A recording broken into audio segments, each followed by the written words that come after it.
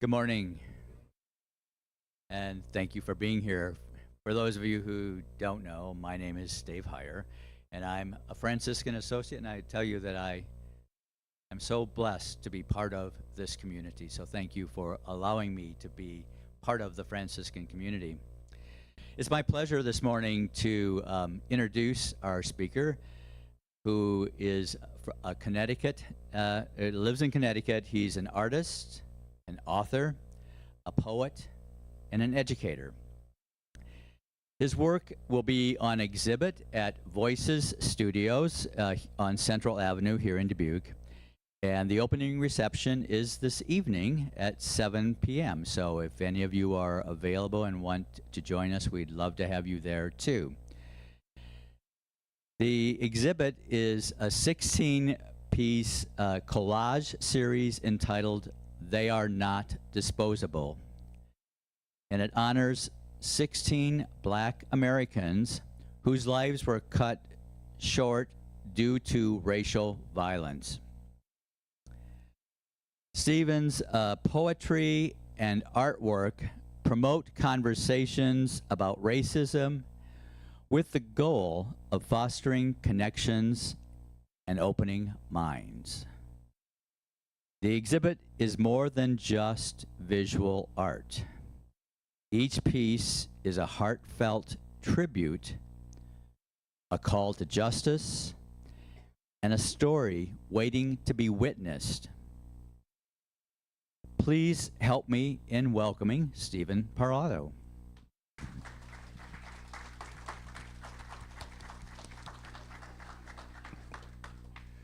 Thank you so much, Dave. And I have to start by thanking you all, not just for being here this morning, but for being part of the larger community that brought me here. I am so appreciative, and I feel very emotional right now, not just from hearing Dave read that beautiful introduction that makes me seem much fancier than I am, but also to be in a room with so many people who have devoted their lives to the type of work that I have recently come to do.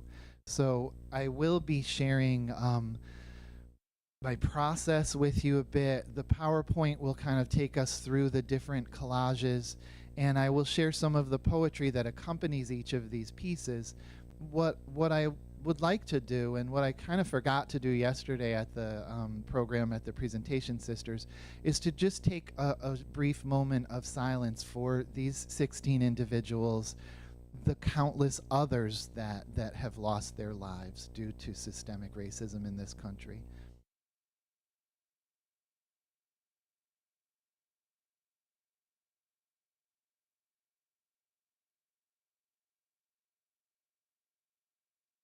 So that moment of silence for me was the length of a Hail Mary. A little bit more about myself. I was telling one of the sisters that I was educated by the Sisters of St. Joseph in Waterbury, Connecticut for my elementary school years, and then I attended Holy Cross High School, so I feel very at home here, and I appreciate you bringing me. So the first slide that we have shows the 16 individuals that I chose to portray, and this project wasn't something that I had planned to do. In the aftermath of George Floyd's murder, I wanted to do something, and I didn't feel comfortable marching at the time, and I had been saving household junk with the idea of creating artwork that had an environmental message, recycled materials and portraying the beauty of the earth, which we are continuing to destroy. And then George Floyd's murder happened, and it happened to be that I had this realization that it was Breonna Taylor's birthday, June 5th of 2020, just a few days after George Floyd. And I decided to create a portrait of her using some of this junk that I had been collecting. I'll read you the first poem of the collection, and it's called Hosting the Stolen. And I had created a few of the collages, and I was in a workspace where there was a lofted area with a couch, and I had them lined up on the couch. And I couldn't escape the feeling that they were watching over me. They were very much with me as I was working on these portraits. Posting the stolen. For Brianna, Tamir, Cynthia, Rayshard, all the rest. Lacking the melanin required for membership, I have become host to meetings of the stolen. With no preset time or day, they come to me late and early, straight from drive-through lanes and snow-scudded city parks, from Bible circles, from sleep-tangled sheets, from family visits to the treacherous Jim Crow South. Navigating the fields of judgment, river of lies, they line my squat couch to share their aspirations, their daily joys, daughter dancing, skittles and sweet tea, their undoings. Laying down the weapon of my whiteness, I follow each doomed soul into the reeds of sorrow, knowing I must emerge alone, must ready to welcome the next. So, as I said, this wasn't a project that I had planned. I created this first collage and I posted it on Facebook, as you do, and Instagram. And the reaction was so positive that I thought maybe I should make more. And very early on, I had the realization that if I incorporated the first initial of each person, as I had done with Brianna, there's the photo that I worked from. And you can see in the upper right-hand corner the B for Brianna. I had just put it there, as part of the collage, but then I realized I could spell out the declaration Black Lives Matter using their first initials. And so people often ask, how did you choose whom to portray?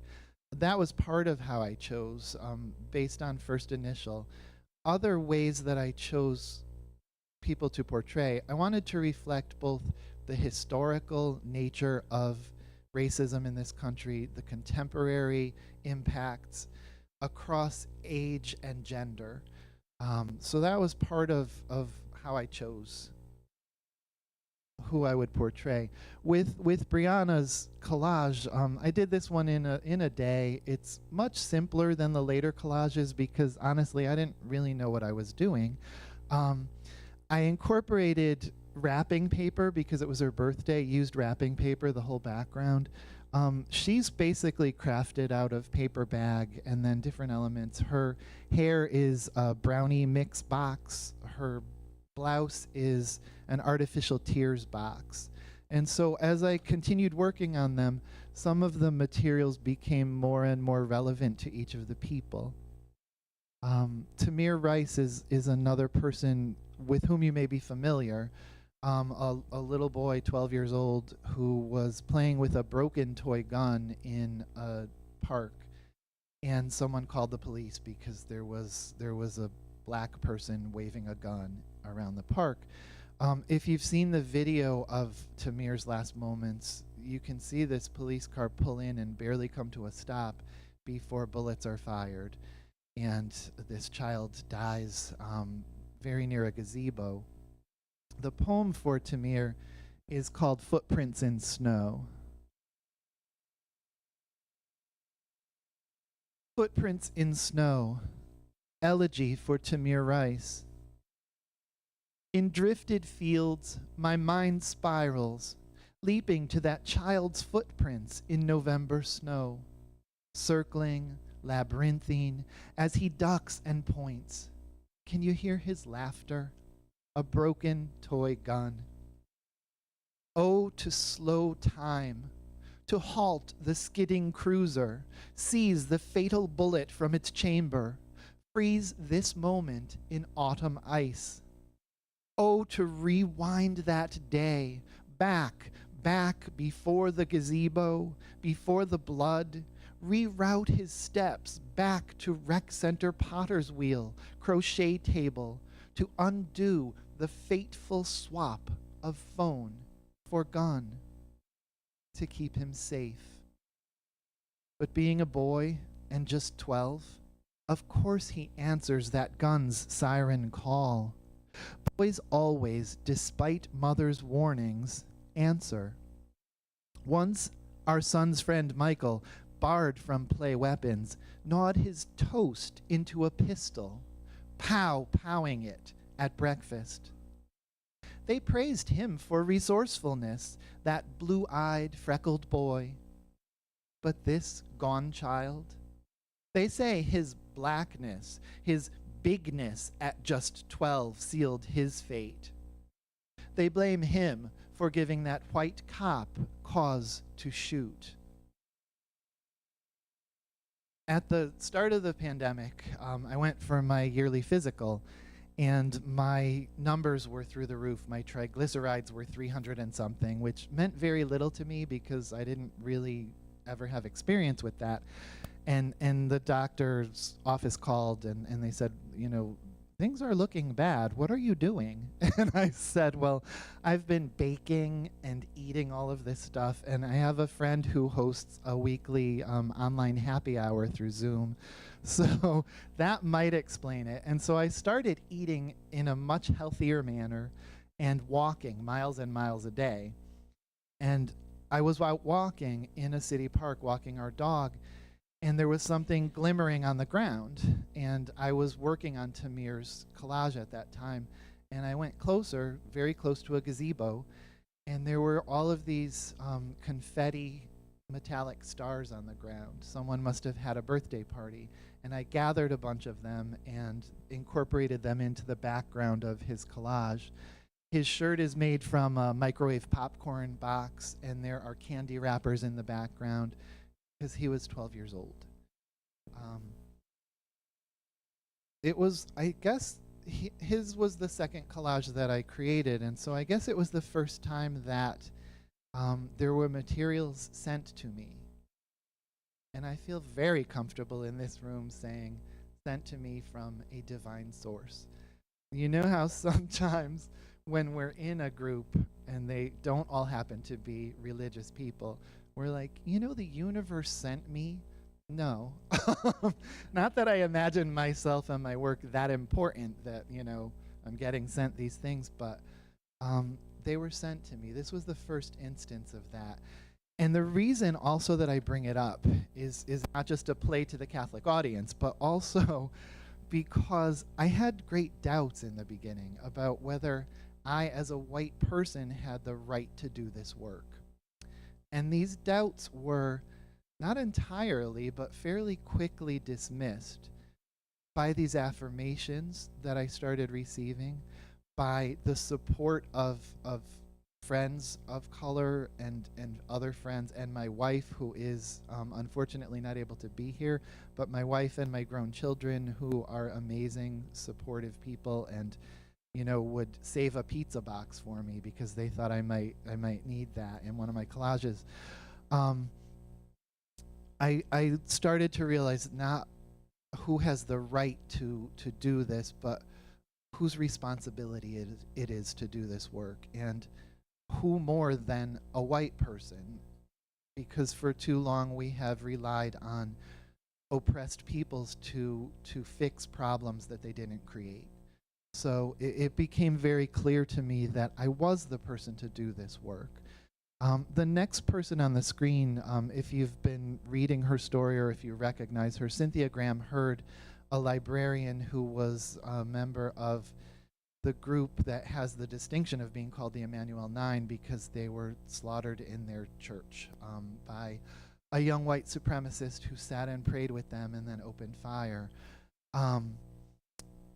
I learned so much about each of the people, and one of the most extraordinary things that I learned about Cynthia Graham Hurd as a librarian, she loved her job because she got to help people every single day. And a quote that I learned that she was famous for saying was, "Be kinder than necessary." And so when I remember that, it just makes me realize how much we have lost. You know, this was one person. And when we talk about the countless people, many of whom we are unfamiliar with. We'll never know their names or their stories. So part of my goal with the work, as Dave said, is to foster conversation, and also just to, remind people of these individuals, and to maybe get them to think about the other individuals. Something else that I generally mean to do at the start of a presentation and often forget, as a college professor, I think can be nothing like sort of more boring than just sitting and listening to someone talk for a long, long time. So I know we'll have a Q&A at the end, but if anyone has a question or a comment or something along the way, please feel free to just interrupt. And don't think of it as interrupting. You're adding to the experience and the conversation. So if anyone has anything right now that they wanted to ask or to add, I'm up for that. And just wave at me at some point, if not right now. I also recognize this can be a lot to process, so sometimes I'll stop and say, are there any thoughts or questions? And you all are just like processing, and that's fine too. I think silence is very valuable in that way. Cynthia also loved butterflies, and so there are butterfly forms in the background of her collage. She is the first person who I portrayed who wore glasses. Obviously, I have nothing against people with glasses, but making her glasses was such a challenge that initially I said, I don't want to do anyone else who wears glasses. But again, my collage skills progressed as I moved along. The scarf that she is wearing is made of Catholic Mass cards.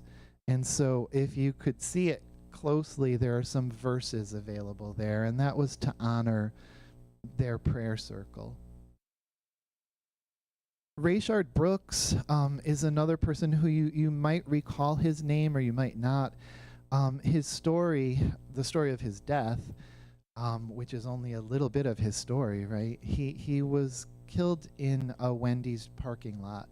He was formerly incarcerated, was out of jail, trying to put his life back together, and made the poor choice of being intoxicated in this parking lot and falling asleep in his car in the drive-through lane. After his car was moved, he had probably a half-hour conversation with a police officer, which is on body cam video, so I watched that. And it's sort of startling because it's kind of a cordial conversation and they're joking, and Rayshard offers several times to walk to his sister's house, which is just up the street. And then the police officer suddenly tried to handcuff him without making any announcement, which apparently is against protocol. That's something else that I learned along the way, a lot of these things. And he grabbed the officer's taser and started to run and fired that taser twice, hitting no one, which incapacitates a taser. You can only fire it twice and then it no longer works. At that point, he was shot in the back. A stray bullet entered another car with Wendy's patrons in it in the parking lot, and he died in that parking lot. The video is very difficult to watch, but on some level, the more difficult video for me to watch was a video where he was interviewed as a formerly incarcerated Black American for his thoughts about that experience and what it was like to re-enter society. And the reason that it's so painful is because he was so filled with both regret for choices he had made, but also so filled with hope. And that he was trying to put his life back together for his family, his wife and his daughters. The poem is titled Wendy's in Black and White for Rayshard Brooks. I've watched that video on repeat. Dark lot lit by a neon spill, her ginger pigtails, smiling white face. Can't quite unsee the struggling man's desperate grab for that cop's taser, its filaments flying backward from his trembling hand. 3 shots and he drops. Cop's boots bruise his ribs, press into his still back as a witness wails, "Oh God, he's gone." In an old interview, Pope wrestled with regret as he spoke of daughter dancing, rebuilding his life for them. It's Friday. Praying the sorrowful mysteries, I pull into the drive-through lane, banish thoughts of Richard, and order Ben's biggie bag. Ben is my son. My daughter is Jillian. They're both amazing, and as I said, I'm willing to put aside garbage for me to work. Maybe they just don't want to make the trip out to the recycling bin. I don't know. An interesting side story is that I was exhibiting the 16 collages at a library in Connecticut, and 3 of them were stolen. Yeah, which was a shock to me. And I have never recovered them and will never recover them. So I created 3 new portraits. One was Rayshard Brooks. The 3 options for why someone might have stolen those collages from a library. Oh, these are lovely. I would like to take them home. I don't think that was it. The second option is that maybe someone was destitute and thought, I can sell this and buy a meal, or buy a pair of shoes.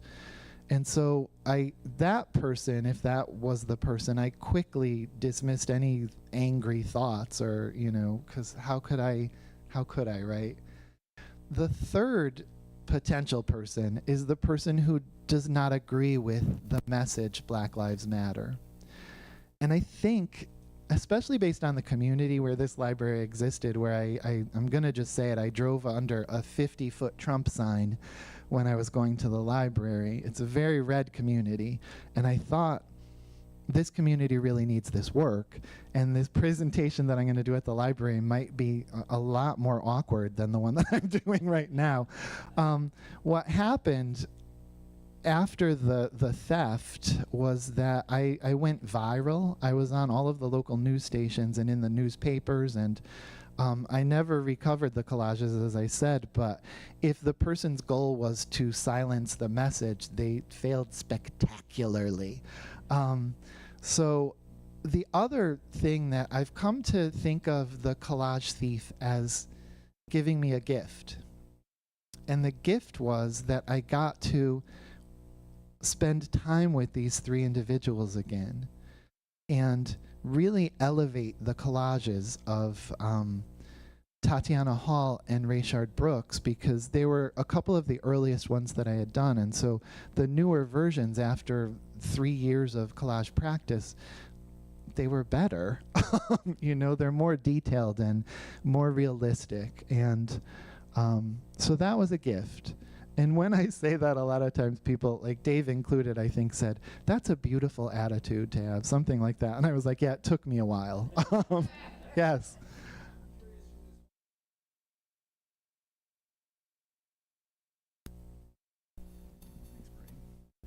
Thank you, Maureen. I'm curious, in this whole process, 3 years, what was your practice of self-care? Wow. I should have thought of one. Can I ask your name? Gary Guthrie. Gary, that's a beautiful question. I really appreciate that question. I guess, kidding aside, my practice of self-care involved not being able to work on these exclusively and for, great periods of time at a stretch. And then because of my personality, I spent a lot of time beating myself up over the fact that it was taking me so long to create them. And I have beautiful people in my life who would remind me that, this is, you're not making sausages here. This was very emotional work. And that's why I thank you, Gary Guthrie, for that question and that insight. I always follow that up by saying, however emotional this was for me, nothing compared to people who lost their beloveds due to really the way that this country is set up in a lot of ways. And sometimes when I present the work, or even within family or friend groups, I get the sense that some people think that this work is anti-police. And I get that sense because sometimes people have said that. And it's anything but anti-police. I have family members who are wonderful police officers. One of the people that I've portrayed is a retired Buffalo police officer who was murdered. Are there issues within our criminal justice system? At every single stage, yes. Not all of these people were killed by police. Some of them were just killed by run-of-the-mill white supremacists. Yeah, the self-care thing is a really insightful question. Probably if you asked my wife, she would say it was me. She would never say that, but it was her. You know, it was her. It was my friend Julia, who has lived the Black experience in this life as an immigrant from Barbados. And I have to tell you, when Dave and I got out of the truck, I said, I just want to stop and take a picture of this banner. You know the banner, I was a stranger, and it's crossed out and it says I was an immigrant. Yeah, so I'm so blessed and fortunate to have this support network who, when I don't think about self-care, will say, it's okay that you need some time away from these. It's okay that, you know, whatever. Thank you. Oh, with Rayshard, another instance of something coming to me. When I created the first collage, I really wanted to incorporate in some subtle way something from Wendy's, some Wendy's branded thing. And I was walking in our neighborhood, which is really nowhere near a Wendy's. There's one across town. And there was a Wendy's fry container suddenly at my feet. And I used it to create the R in the first Rayshard collage. And so when I was recreating it, I went to Wendy's and I got some fries. And if you looked really closely, within the R is the name Wendy's. It's kind of cut off because I don't want it to be that in your face, but it's there. Right? Ayanna Stanley Jones was wrapped in a Hannah Montana blanket, sleeping on her grandmother Myrtilla's couch, when a SWAT team used a flash grenade to burst into their apartment looking for, I think, a murder suspect. They were not in the right apartment.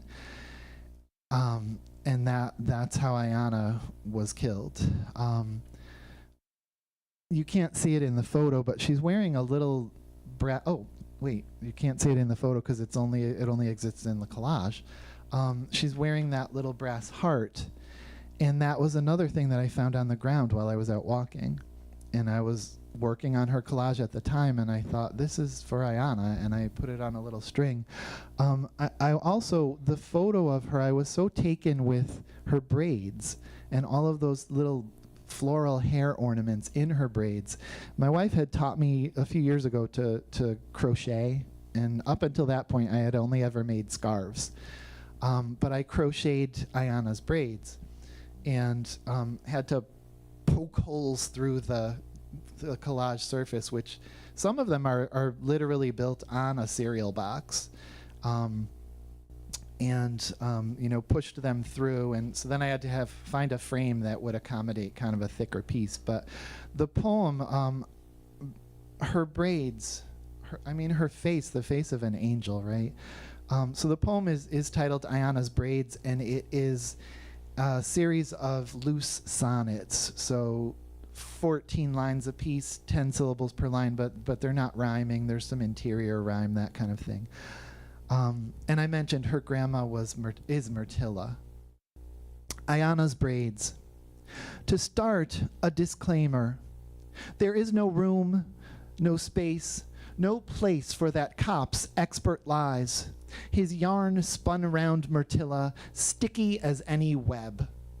Nor for the lawyer, his gall to call a racked grandmom's testimony show, to brand her fool.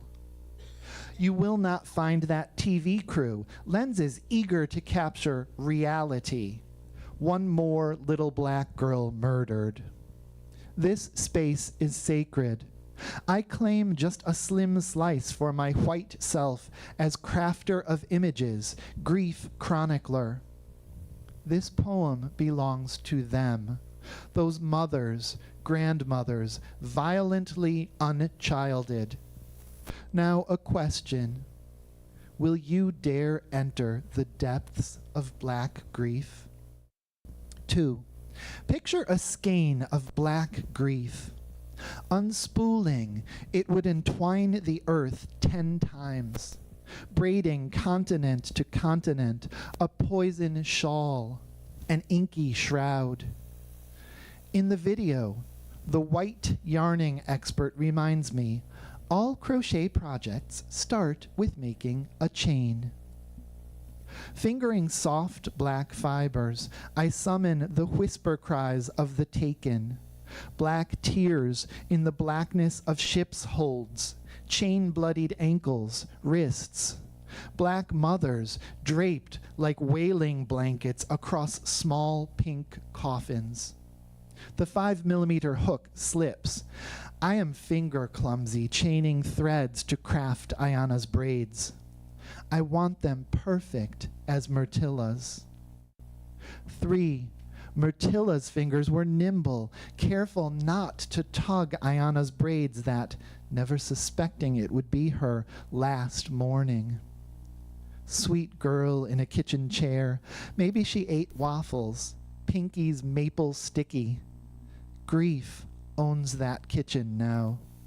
Squatting by the stove, it scrapes painted peonies off the good teacups, crushing all but one to bone dust. At midnight, grief glows ferocious, a flash grenade capsizing the front porch, shrieking the living room walls with rage. Her scorched couch submerged in a sea of tears, Myrtilla sinks. Far from shore, her wails summon, call back to Alberta, to Mamie, the countless. 4. And they answer. Each voice a separate strand in an endless braid, each cry lifting her, inviting her to join the infinite chorus of the left behind. Myrtilla keens for her taken love, her bullet-robbed Ayana, and the great harmonic swell rises, a grief scream ululation that cloaks the sun, eclipses the earth in black grief. Imagine an Afghan crocheted from black grief. Fields after fields of granny squares in the most sumptuous hues. Strong black yarn would flow through those fields like blood through black veins. Blocking the stars, that Afghan would reduce the vast universe to one grief-draped couch. Yes, Maureen.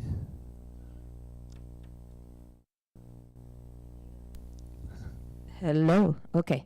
Do you have a book with 16 bios, poems, and pictures of the art that you're doing? I am working on a book.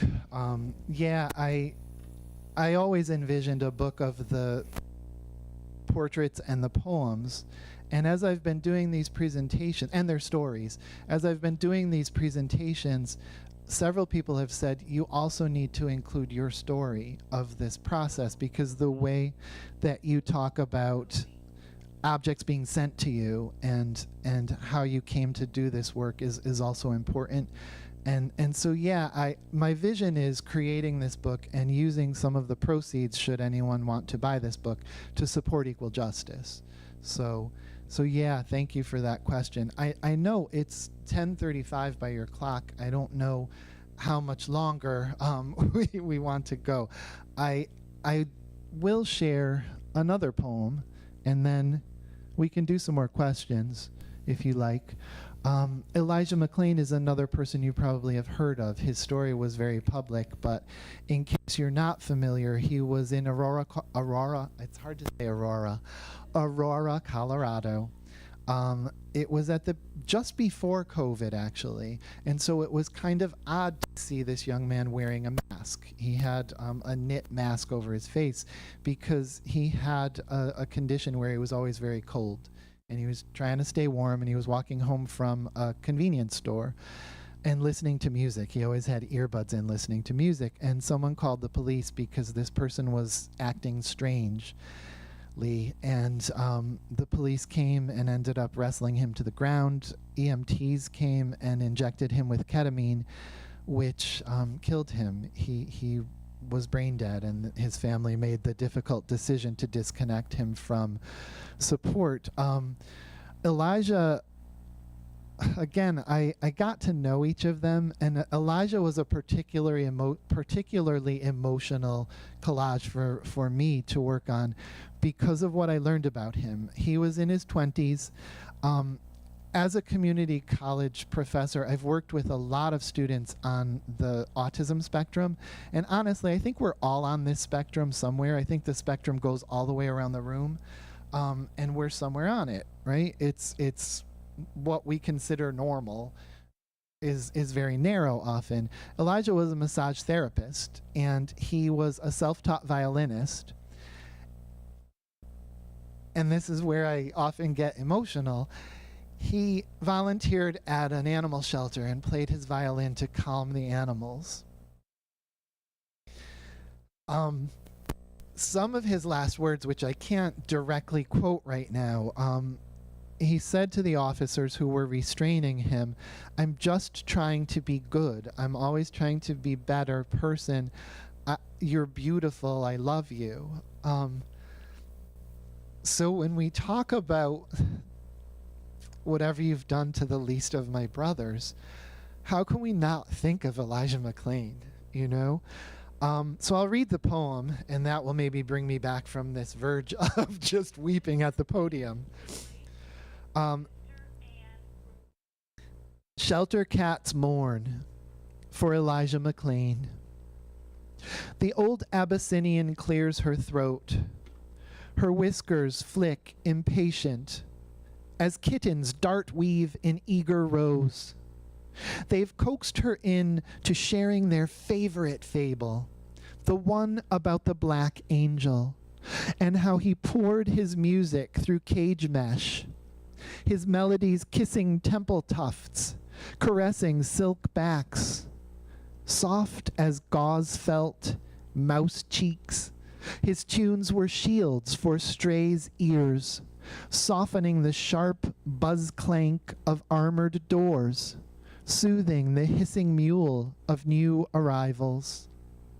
Too young, too new to have known his bright there-ness, they shiver still in his ever absence, wondering at the cold silence of his lost violin.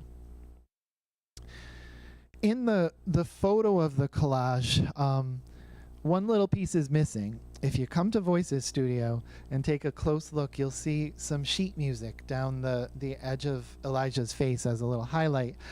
I was determined to include sheet music in his collage, and my wife and I used to have a little collectible shop, and I knew we had a box of antique sheet music, which I could not find. Now, you tell me, I was out walking in a city park in Waterbury, Connecticut at the still early in the COVID era, which I guess we're still in. And I looked down, and there was a sheet of antique sheet music on the ground at my feet. And my initial reaction, well, too, oh my God, there's sheet music at my feet. But it's COVID, and I don't want to touch that. So I did this, and I walked by, and then I was like, you idiot. When God sends you sheet music, you pick it up. And so I did incorporate it. Elijah's portrait was one of 3 that were going on exhibit before I found the sheet music. So I took this photo before I incorporated it, but it's there now. I'll just take us through the rest of the collages. Medgar Evers, a couple of you mentioned working in Mississippi, which just immediately made my heart drop. I'm reading a book right now called Medgar and Merle, A Love Story by Joy Ann Reid. And part of the reason is because I have yet to write the poem for Medgar Evers. I knew so little about him, you know? I never learned about him in school or anything. And now I'm just astonished by so many things, and in particular the fact that he was 38 years old when he was assassinated. And then Merle worked for another 30 years to bring his murderer to justice. And a very strong statement came out recently about his erasure from the Arlington Cemetery website by the Evers family, Merle and her children. Tatiana Hall was a black trans woman who was found murdered on the streets of Philadelphia, and I think very little effort went into finding out who killed her, because the violence against the black trans community in particular is epidemic. And the rest of the trans community, the way that rights are being systematically stripped away from them is criminal. Tatiana is one of the collages that was stolen, and I was able to do her justice, I think, by creating a collage that is much more successful to me in portraying her. India Kager was a Navy veteran, and her mother describes her as a gentle-hearted poet. Her mother, Gina Best, has become a very outspoken advocate for justice in her daughter's name. Khalif Browder was wrongfully accused of stealing a backpack and spent 3 years on Rikers Island, most of it in solitary confinement, was released without ever going to trial, enrolled at a community college and was on the dean's list, and then took his own life because of the damage that had been done to him. So when I say took his own life, did he really, or was his life already stolen from him? Lewis Allen was a man in Mississippi in the 60s who witnessed the murder of an NAACP field agent and asked for protection from the FBI and was referred to the local sheriff's office, and it is believed he was murdered by the local sheriff, who was a member of the Klan. Dr. Susan Moore was a physician specializing in geriatric care. She became ill with COVID, and the disparity in her care and the branding of her as a difficult patient rather than as a doctor who knew her own symptoms were dire led her to create a video that went viral in which she says, "This is where black people go to die." And she did die of her symptoms of COVID.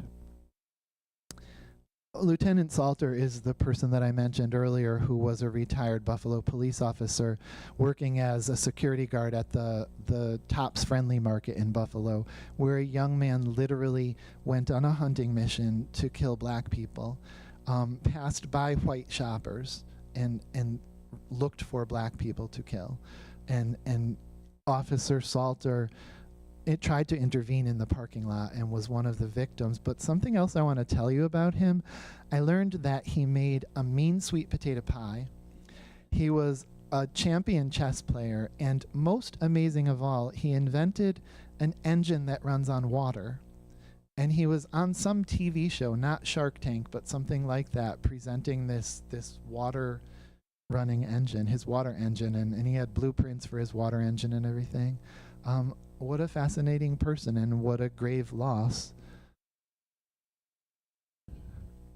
He was trying to stop this young man from killing other people in the supermarket. He was the security guard, and he engaged him in gunfire, but this kid was in like full body armor and killed him in the parking lot, and then went in the store to kill 9 other people.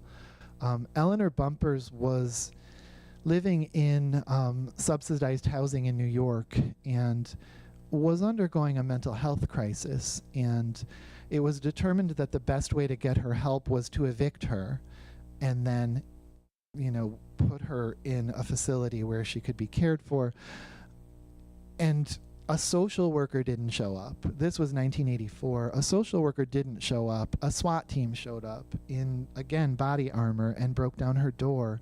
And when she tried to defend herself with a kitchen knife, first they shot her hand off, and then a bullet pierced her abdomen and killed her. And in the wake of her murder, there was all kind of talk about retraining and needing better response to people in mental health crises. And I think you could probably agree with me that that has not happened to any great rate. We still have the same issues, and especially for people of color. Victor Demarius Steen was pedaling his bicycle past a construction site in Pensacola, Florida, in the middle of the night because he had been planning a family member's birthday party with his family, and a police officer saw him pedal by the site and assumed that he was stealing from that construction site, chased him down in his cruiser, fired his taser out the window at this 16-year-old, 17-year-old on his bike, and Victor swerved and was pulled under the wheels of the cruiser and died. I intentionally kind of gave him a halo, sort of a Victor, Victor, and so a victory wreath. The earlier collages, I didn't do an underdrawing. I just, started building a face on a piece of cardboard. And then again, I realized these could probably be more successful if I did a drawing first. So Latasha was originally the final collage before I needed to redo 3 of them. Her murder occurred around the time of the Rodney King incident in LA. And she was wrongfully accused of shoplifting a bottle of orange juice. And when, she had her backpack, she probably had come from school, and she stuck it in her backpack and went up to the counter. And the shopkeeper tried to grab it because she thought she was trying to steal. And she pushed the shopkeeper and turned to leave. And she was shot in the back of the head. I think I will read her poem if that's all right with you. I know we're probably looking at the time. Okay. Well, thank you for your indulgence. No Safety in Numbers, for Latasha Harlins. Is it deflection, this impulse pulling me again to process her loss via numbers? Safer, perhaps, than inviting in images. Blood-splashed backpack, scatter of snack cakes where she fell. I manage to push those back. Keep calculating, even as the numbers misbehave. No balance, no logic, just jangled equations lined up in infinite deadly patterns. Her shattered skull. $2 clutched in a dead girl's fist. No solving a problem that starts 1 black girl plus 1 shopkeeper. Divide by implicit bias. Add 12 ounces of Tropicana. If a bullet costs 50 cents, how can 15 years of dreams be worth just $1.79? And there's the series, and so the top line, if you look closely, spells out black, second line lives, third line matters. And I lied because I have one more poem that I'll read. It's the closing poem of the collection, and it's called Holy Stations. The works were supposed to be exhibited at a church in Connecticut, and I met with the pastor. It was Our Savior Lutheran Church. The pastor was so excited about having the works, and they were going to display them in the church. And I said, they will look like Stations of the Cross. And she said, we think of these people as saints. And I said, I always refer to them as martyrs. And then the parish council voted against exhibiting them because they were afraid that they would alienate their parishioners. which made me saddest for the woman who had invited me, because I know that it changed her whole perception of her congregation that she was a part of. She still is a champion of my work and has referred me so many places. And my dear friend Edwina Trentum is someone that I always have to mention, because she's another one of my self-care people. She was my professor at Wesleyan who told me, you really are a writer and you need to start sending out your work. And my wife is Janet. My kids are Ben and Jillian, and they are amazing people. So this poem is the closing poem of that future book, and it's called Holy Stations. I picture the 16 stolen souls, black faces mosaicked from ripped gift paper, from frozen pizza boxes, from Easter foil wisps and printed prayers. Scissored, glued, these reconstructed cast-offs smile, safely sealed beneath sheets of glass, though safety tricked them in parks and church basements, in grocery aisles, on grandmom's couch. They regard onlookers who stop before each station to witness, ponder, pray, perhaps even confess past transgressions. The martyred saints hang silent against gallery white. In black goodwill frames, they offer no assurance as each pilgrim pleads, "Forgive us our trespasses." So if there are questions, yes. Wait a sec. Do you put the letter of the first name in every picture? Yes, and it's usually one of the last things that I add. Yep. Thank you. I have two questions. Is this better? Yeah, Okay. that's great. Are you a professor of studio art or of writing? I started as a graphic design adjunct. I earned a master's in humanities focus in writing, became a full-time English faculty member, who then asked if I could teach something in art so that my essay pile was a little smaller. And now I took partial retirement in June of 22, and I teach just a drawing class. And then I teach at a senior center an acrylic painting class, a drawing class, and a writing class. And I'm going to be doing a teaching artist stint at an arts camp for 7th through 10th graders when I get back to Connecticut for a week, doing collage and poetry with them. What a beautiful combination that it can be your art and your poetry. Thank you. Yeah. Thank you so much. My second question is, how long will the exhibit be here in Dubuque? September 20th? Oh, great. Yeah, it'll be running through September 20th. Wonderful. Thank you for those questions.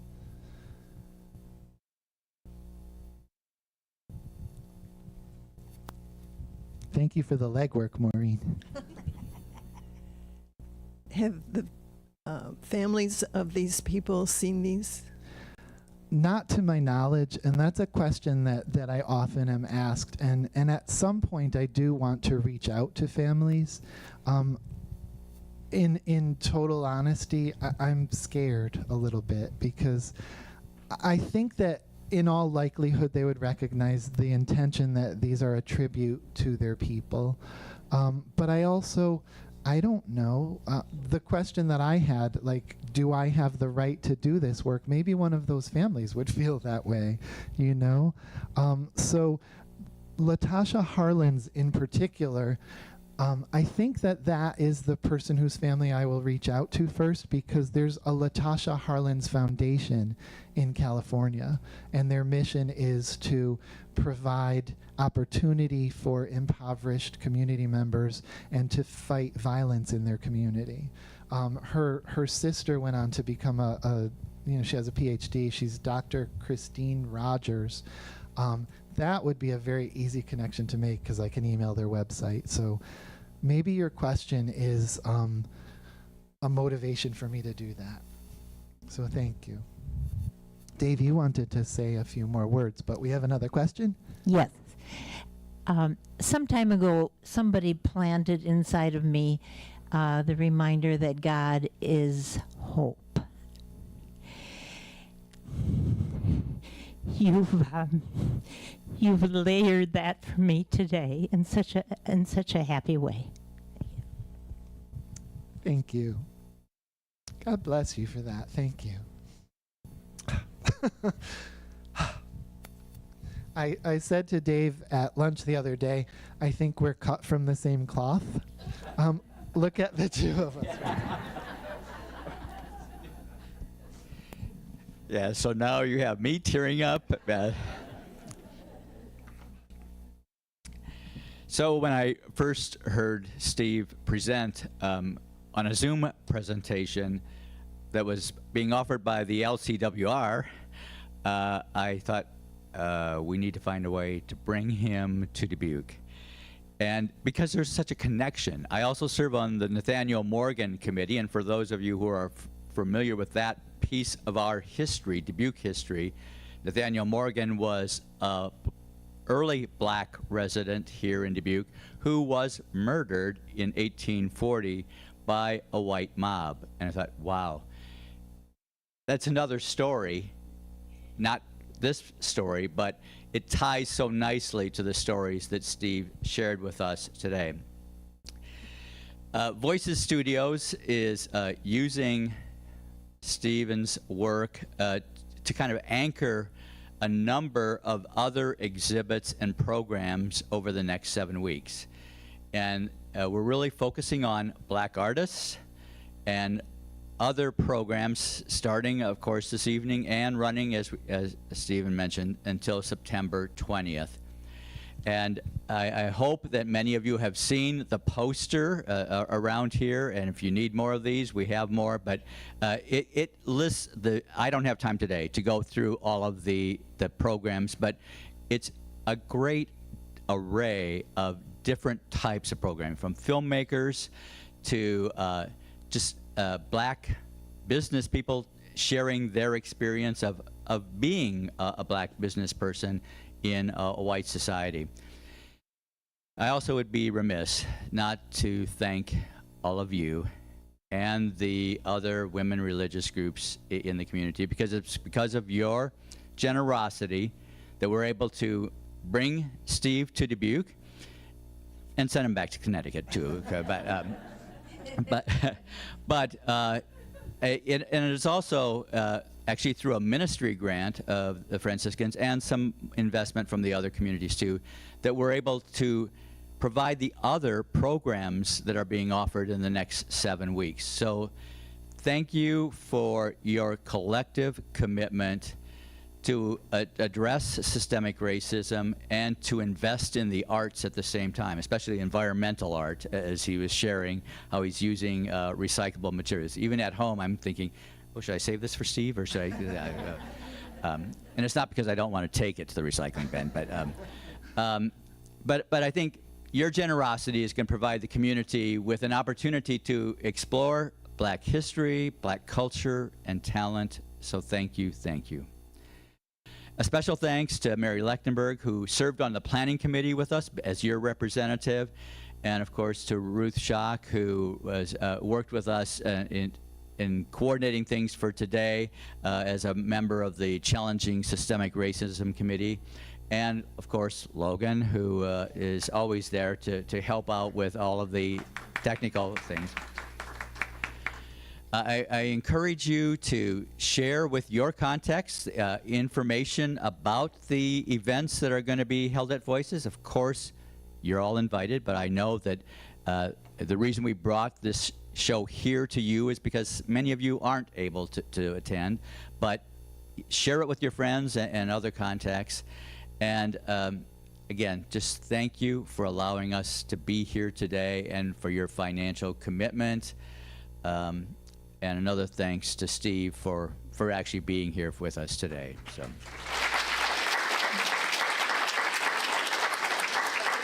And I am going to, Sister Ruth wants to close out and tie that into some of your history. So thank you.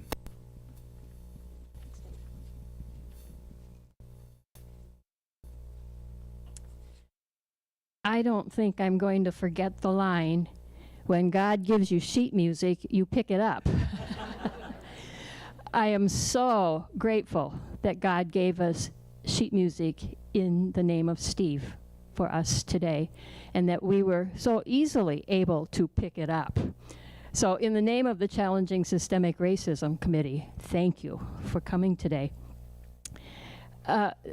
As I was thinking, how do we close this when I haven't met Steve before? And I thought about our history as a congregation and how we got to where we are today.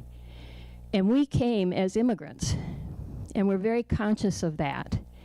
And all of our years serving, we've always tried to reach out to whomever God placed in our paths.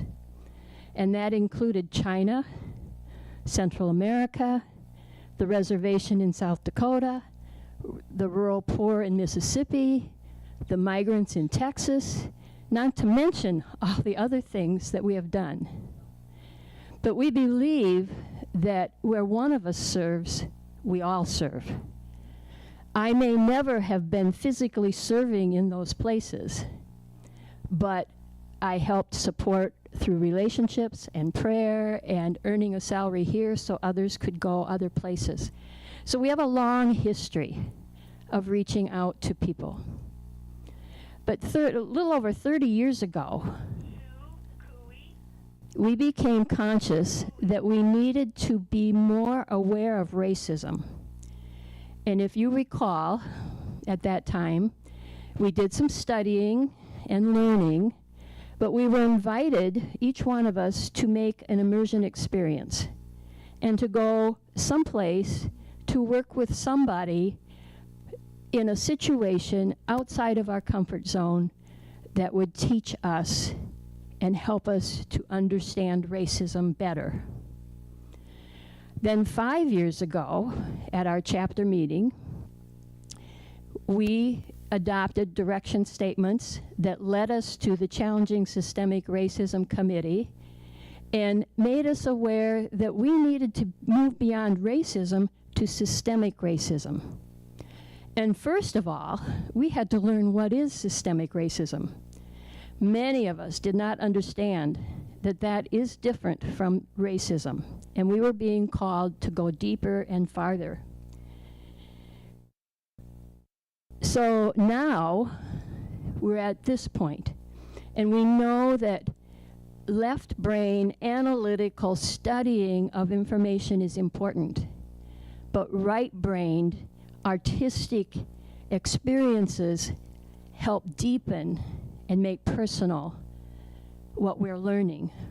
And today, Steve, you brought us another right brain, artistic, poetic experience that helps us. We've heard these names, but you have helped make them personal to us.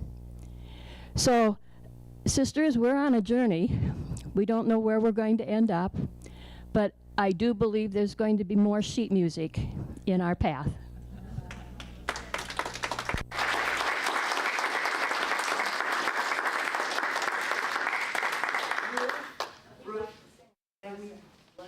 Oh, Steve, would you come to the front? We want to give you our blessing. Oh, wow. You just stand in front of the screen there. Okay. And you. Bless you and keep you. The light of God's face shine upon you. May God be gracious to you. May God look on you kindly. May God fill you with peace.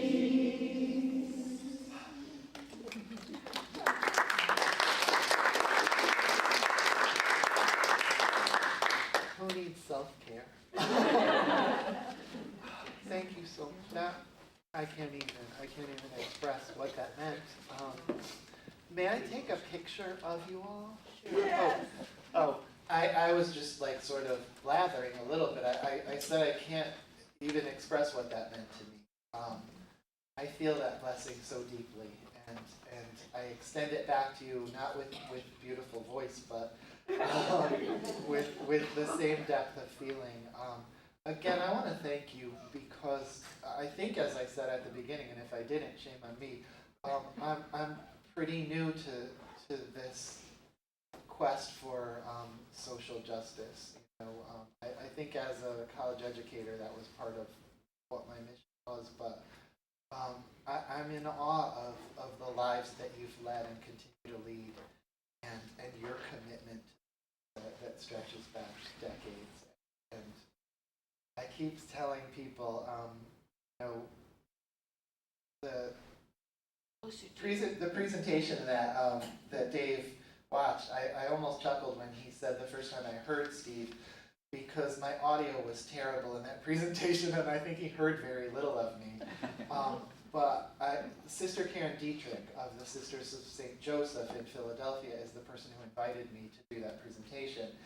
And from that point on, there have been so many sisters involved in this spreading of my work, and I keep saying, nuns get it done.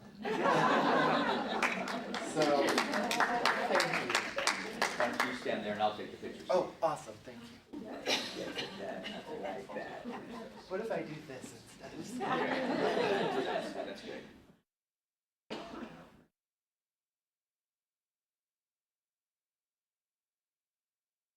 Thank you. Thank you. So thank you again for being here today. Blessings. Thank you.